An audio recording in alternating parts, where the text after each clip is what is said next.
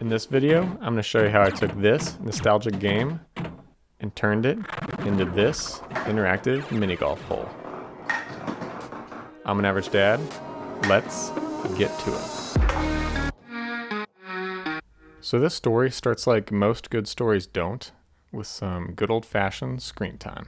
But on this fateful occurrence, a certain YouTube short caught my eye. Entries are now open for the 2024 Dude Dad Mini Golf Open. This immediately piqued my interest. If you don't know who Dude Dad is, I'd like to welcome you to the internet. He's what some might call a successful content creator. He does skits, vlogs, and DIY projects. His channel is kind of like mine, that we both have these 3 letters in the title. So I thought, hey, a mini golf design competition where I get to meet Dude Dad, let's do it. The theme this year was 90s.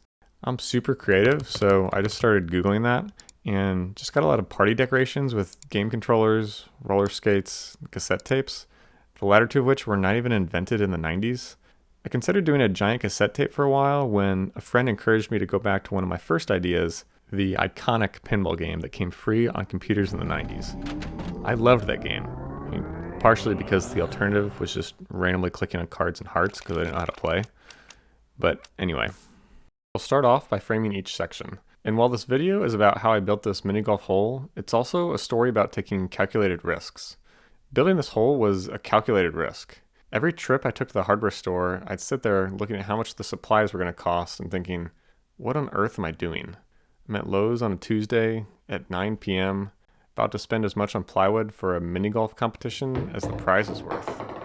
But even with the prize not being a given, we thought there was a lot to gain from the experience and memories, so we went for it. And if you look closely right here, you can see the face of a man who has very little grasp on how much work he still has to do. Once each piece is framed out, I'll need to draw out the components of the pinball board. To do this, I'm going to use a trick from 5th grade art class, where I'm going to draw a grid on the board and then break up the design into smaller, more manageable chunks. And for someone who's never been accused of being an artist, I'm pretty happy with how this turned out freehand. Now, for all the components of the board that don't have straight lines and are kind of more organic shapes, I'm going to use pink insulation board because it'll be a lot quicker to cut and shape than wood would be. Later, I will pay dearly for this decision, but I'll get back to that in a little bit. For that top piece, I used a guess and check method, which was not very efficient. And then I figured out I could trace what I had on the board on sheets of paper and then put those onto the pink foam with spray adhesive and then cut it out with my jigsaw, which was a lot better.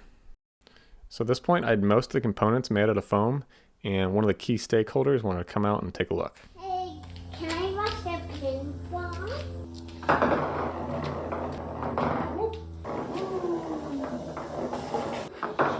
After the demo, it was time to do a little bit of sanding and then clean up all the really annoying pink dust from the foam.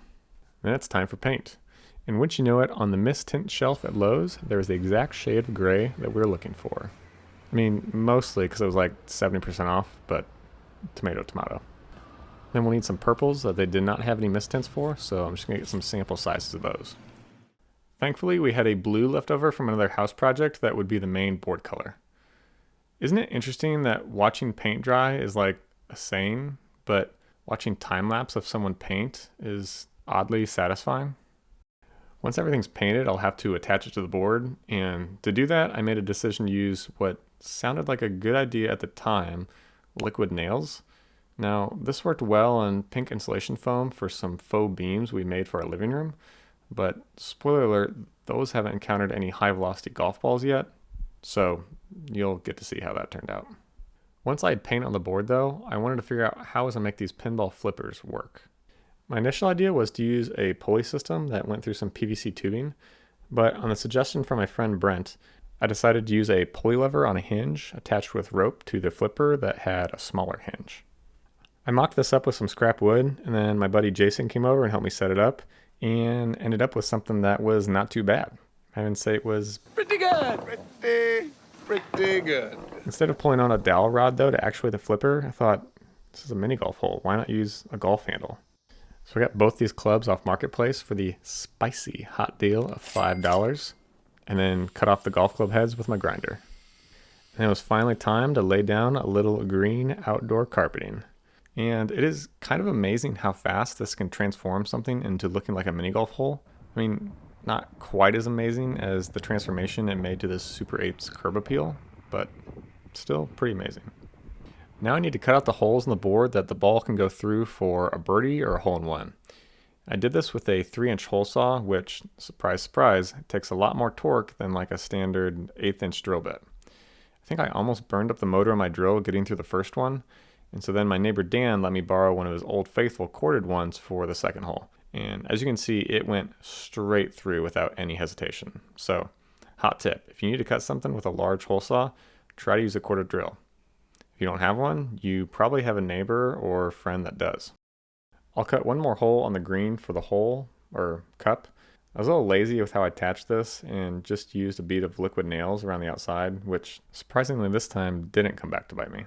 What did though was not buying enough outdoor carpet. That was a miscalculated risk, as I realized I was going to have an unfortunate seam in the middle of the tee box. Missed it by that much. Then I ran into this issue where I was using non-self-tapping screws to attach the top of the tee box to the frame, which required pilot holes. But then when I covered it with carpet, I could no longer see where those holes were. So I came up with this little trick where I used toothpicks to help line it up and indicate where the screws needed to go back through. And this worked pretty well. Back to the board. It would have been a pretty cool hole if we left the top just all blue like this, but in case you can't tell, I'm in deep at this point. Like, way committed. And what's that quote from Ricky Bobby? Second place doesn't make for a very good story. The blue paint I got for the circle was way too light, so I'm going to mix it with some other colors. And it's a little hard to tell, but the nursing syringes we took home from the hospital when our oldest was born, and that I've been saving for years in the garage, finally came in handy for something. Anyway, I wanted this to be super recognizable to the game it was based on, so it needed a little more detail. Honestly, I probably should have spent a little less time on the paint details and a little more time on making it robust. The blue paint was scratching off the melamine surface fairly easy, so I used some leftover polyurethane from another project to help protect it. You can tell I'm obviously a dad right here as I'm working in the dark after the kids are asleep. It's okay, my neighbors think I'm really normal. They might even say, average? Now, I don't have a CNC, but I have a friend who does. So after he cut these out for me, I'll paint them and it'll be time to install them on the board. Fortunately, I had some help again with this phase. Now, can you guess how many dads it took to install mini golf pinball flippers? That's right, it's 2. Because Jason was just practicing his putting. Just kidding, Jason. Now, I'm not going to double down on the Larry David reference twice in the same video, but by the time they left, we were in a pretty good spot. Now that the flippers have been tested and I'm happy with the angle of the board, I can swap out the temporary supports with permanent ones and then route the PVC for the birdie and hole-in-one that'll go under the board. Right about now is when real YouTubers would try to make some mundane topic quasi-controversial and encourage people to talk about it in the comments. Not because they actually care about it, but they just want their video to perform better. So comment below if you call it mini golf or putt-putt. To me, putt-putt sounds like something I'd have my toddler say before they can actually pronounce golf. Like, when was the last time you took an adult seriously that said they're going to go play putt-putt? But, at this point, we were only a few days away from the competition, and there was still a lot of paintwork that had to be done. This is where I'd highly recommend, like 5 stars, good friends, as we had a bunch come over and help us finish up all that painting. Again, a big thank you. Without them, I don't know how we would have finished. A special shout out to Kristen, who did back-to-back evening shifts with us, and Maddie, who is an actual artiste. Now, getting to the event. If you assumed that we were in the same city as this competition, you'd be incorrect. If you assumed we lived in the same state, you'd be incorrect. If you assumed we lived an entire day drive away, you'd be pretty close. Like I said, our neighbors think we're pretty normal. But that goes back to this entire build being a calculated risk. It took a borderline obscene amount of effort not only to build the hole, but also to get it to the event, all while the overall outcome of this little adventure was pretty unknown. But sometimes you just gotta go for it. And yes, I did use an inner tube in the haste of our departure as part of the packing materials. During setup, I got to meet the dude himself. He asked us as the first place hole to move over a little bit. No, that's not true. He just said that we weren't spaced out very well with the other holes. Now, a downside of being both ambitious and optimistic on the whole design is we didn't actually have time to play it and test it out before we left. This was a tough lesson learned, as a few aspects of the gameplay were not quite as expected. Especially a bump in the carpet here that led to about half of the balls going off the board. 60% of the time, it works every time. Unfortunately though, everything worked when Dude Dad tried it out. Sorry. Later we fixed this issue at least with some plexiglass during one of my 3 trips to the local Home Depot over the course of about 24 hours. Ooh. Oh. First try. Now the competition of the other holes looked pretty strong. There's themes such as Happy Gilmore, Price is Right, Air Jordans, Saved by the Bell, and Mario Kart. Some of the first people that saw ours though gave pretty rave reviews. I mean, this is insane. I'm like hearing the sounds in my head. Yeah.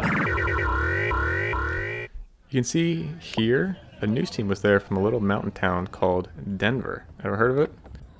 Unfortunately, and a little comically, he came to video our hole and my wife immediately forgot everything she knew about mini golf. And got unlucky. Something I didn't calculate on this trip was having to do maintenance on the hole each morning. The pink foam and liquid nails was just obliterated by golf balls coming off the flippers. If you go to like a real mini golf course, you'll probably notice that nothing is made of foam. Basically everything is made of like concrete, which in retrospect is pretty obvious why. So in an effort not to lose out on too many votes the rest of the weekend, my dad and I were able to patch it up.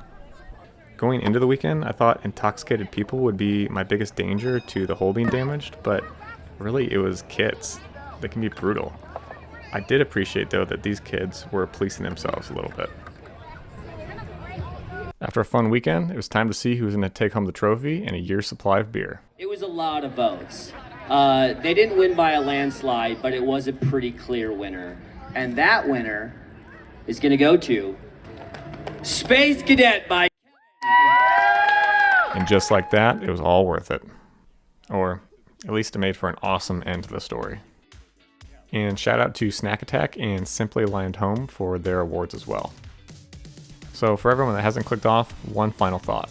I encourage you to take that calculated risk, whatever that means for you. You never know when it may pay off. Thanks for watching.